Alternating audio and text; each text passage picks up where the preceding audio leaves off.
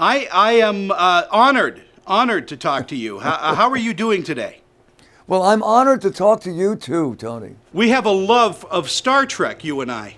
Oh yeah. Oh well, yeah. Even these days, Star Trek is still pretty good. But when I was a Trekkie, it was the first couple of seasons, right in the beginning. They broke all the rules. I thought they were so inventive. Didn't you? I have been, Gene Roddenberry used to be a neighbor of mine, so I mean, I go back to the earliest days of Star Trek.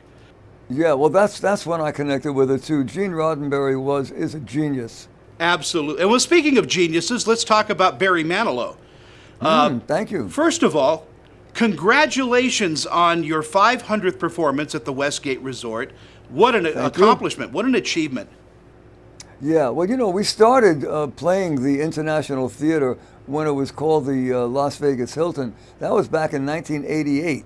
And we would come in and out of Las Vegas, and we would wind up at the International Theater, which is a wonderful room to play. And now, I've got this residency, and we're there for good. And I love it because it's a big room, and yet it's a very intimate room. And we're just having a ball with this show. I've seen you a number of times on tour, and I love the fact that you connect so well with your audience. You get them laughing, you get them singing. We don't see a lot of performances like that anymore. I wonder why, Tony. I really miss it. I'd be the first guy in line to see people like that. But that's the only thing I know how to do, and I love it, and the audiences respond just the way I want them to. Now, when you were very, very young, I mean, before your first music lessons, did you hear music everywhere? Was it inside you? Yeah, I think every musician will tell you that you just know it.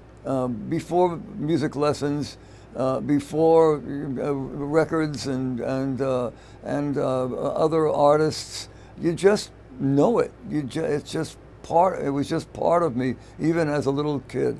And one of the things that I really appreciate about you is you love giving back. Your charity is just amazing. $100,000. Yeah, this time we're doing a contest for the band in a high school band that needs instruments the most. And if you have a high school band that is interested in this, all you got to do is make a videotape and tell us why your band needs the instruments.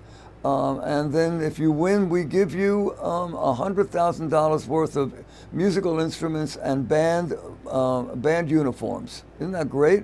What an incredible gift to a deserving school. And but you've always done that, haven't you? I mean, you've always supported the arts in school. Yeah, well, when I heard 15 years ago that the high schools and middle schools were running out of instruments, it just killed me. As a musician, I don't know what I would have done had my high school run out of instruments.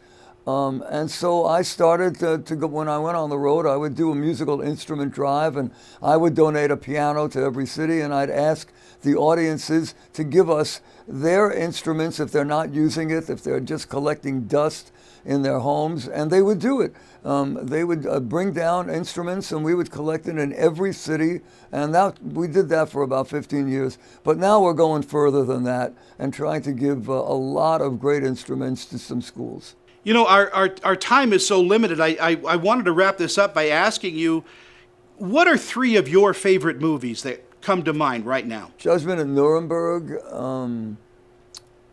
Tootsie, give me another one. Anybody, give me another one. I love this Black Klansman. I wouldn't say that it was out of every other movie in the world, but that's the one that's the greatest as far as the more contemporary ones. Well, Barry, our time is so short. Again, I am so honored to talk to you. Thank you for the music. Thank you for your sense of humor. And again, just thank you for being Barry Manilow. You're great, Tony. Thanks for this, too. Bye-bye.